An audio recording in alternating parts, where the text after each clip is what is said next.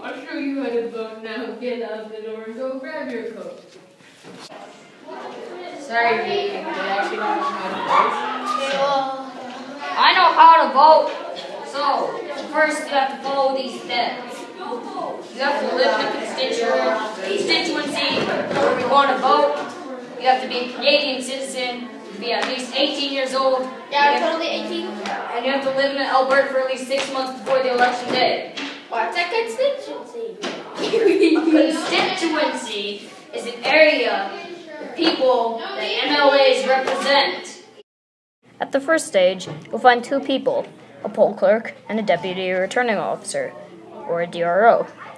They'll have a ballot box that matches the number on your voter information card. You would have gotten that in the mail sometime. At the next stage, you'll hand your voter information card to the poll clerk and give them your name and address.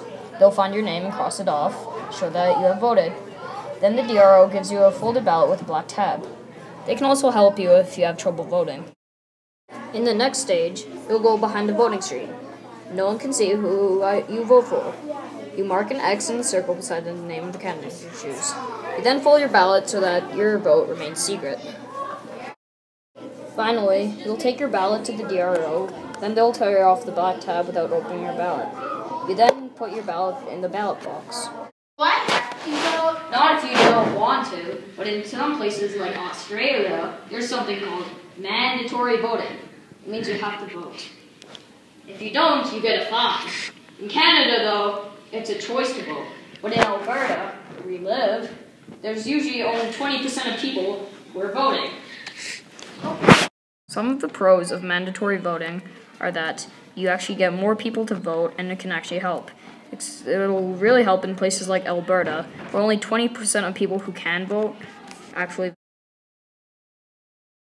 Another benefit of mandatory voting will likely be that all the money going into elections for the signs and all those wouldn't really go to waste, because a lot of people, without mandatory voting, would just see the signs and not really care about them. But if you have mandatory voting and people have to vote, then the signs wouldn't really be wasting anything.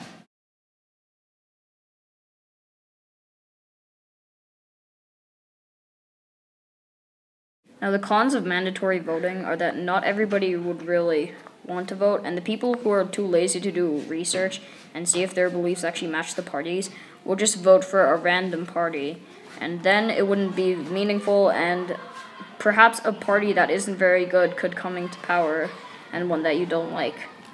More of the cons about this is that usually we have the right to vote, and that having a right for something doesn't mean you have to vote, but often democracy won't work without voting.